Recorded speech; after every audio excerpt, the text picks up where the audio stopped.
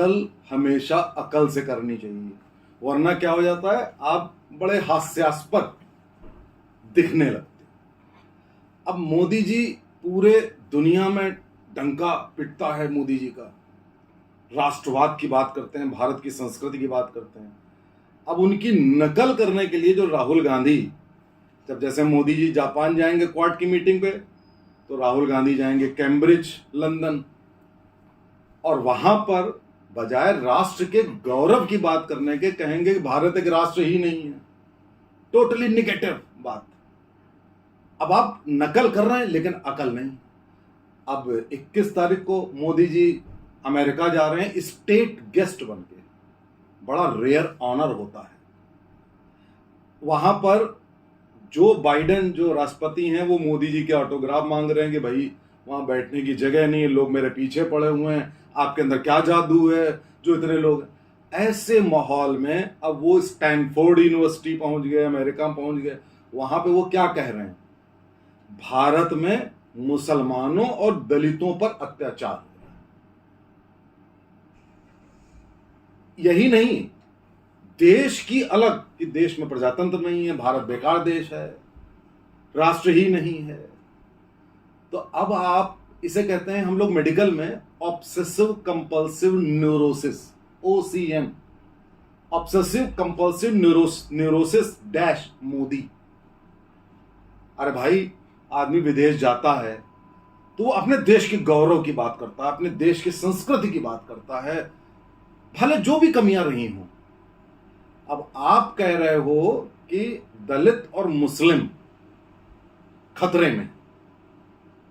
अब आप क्या मानेंगे कि जो मोदी जी की योजनाओं का लाभ 40% मुस्लिम्स लेते हैं, 20-22% जो जनसंख्या है उसके आउट ऑफ प्रोपोर्शन 40%, चाहे वो मकान की योजना हो, राशन की योजना हो, शौचालय की योजना हो, इतनी सारी योजनाएं हैं, करीब 20-25, उन सब का लाभ सबसे ज्यादा मुस्लिम लेते हैं, जो कि आज तक कभी नहीं हुआ,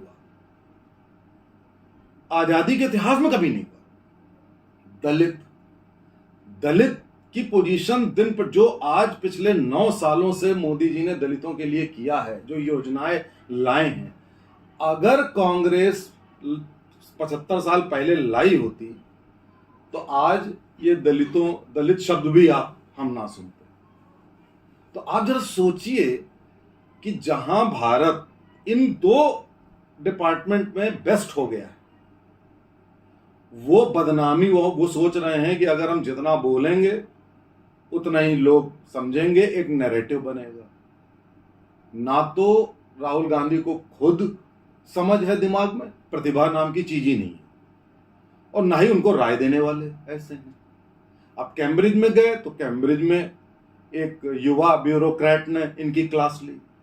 अब वहां अमेरिका में गए, स्टैनफोर्ड यूनिवर्सिटी में कोई क्लास भले अभी तक नहीं ली हो, लेकिन वो सब समझ रहे होंगे कि भैया ऐसे थोड़ी ना किया जाता है कि आप आए हैं तो आप सिर्फ देश की बुराई, संस्कृति की बुराई, हिंदुत्व की बुराई सब भैया समझते हैं कि तुम्हारा एजेंडा है कि मुस्लिम के साथ साथ दलितों को भी हिंदू धर्म से अलग कर लो, तो वो हिंदू धर्म आइसोलेट हो जाएगा। Total negative. आप सोच रहे हो कि दलित मुस्लिम कॉम्बिनेशन से आप सत्ता में आ जाओगे, तो ऐसे आपके करने से भैया नहीं होगा। आपको याद होगा कि पहले मोदी जी जब भी कहीं बुलाए जाते थे लेक्चर के लिए, भारत के अंदर भी भारत के बाहर भी, तो आपको याद 2014 के पहले तो वो हमेशा भारत के गौरव की बात करते थे, गुजरात के गौरव की बात। अब यहां पे क्या है, भारत की बुराई, भारत की संस्कृति की बुराई, हिंदुत्व की बुराई, उत्तर प्रदेश की बुराई, जहां से आपका पूरा खानदान आया। आपसे नेचुरली लोग पूछेंगे कि भैया उत्तर प्रदेश में तो हमेशा आप ही के फोर फादर्स का राज रहा है, वो उत्तर प्रदेश की बुराई क्यों कर रहे हो भाई? अभी तो कुछ हुआ नहीं नया, अभी तो अच्छा ही अच्छा काम हुआ है। मोदी जी हमेशा उन लेक्चर्स में अपने राष्ट्र के गौरव की बात करते हैं। आज भी वो जहां जाते हैं उस जगह की गौरव की बात करते हैं। ये जहां जा रहे हैं वहां अपनी बुराई, अपने देश की संस्कृति की बुराई। तो इस तरह से अगर ये सोच रहे हों कि भारत के प्रधानमंत्री बन जाएंगे तो मेरे ख्याल से ऐसा कभी भी नहीं होगा, कभी भी होने का सवाल ही नहीं होता। अब इनको कोई ये नहीं बात बताता है कि आप अपना पॉजिटिव एजेंडा तो बताइए। आप अगर अमेरिका गए तो आप बताइए कि भारत को लेकर आपका विजन क्या है, आप क्या करना चाहते हैं, आपने क्या क्या किया है। बजाय इसके भारत बेकार देश हो गया है, वहां पे ये प्रजातंत्र गायब हो गया है, एक आदमी भारत को बेवकूफ बना रहा है।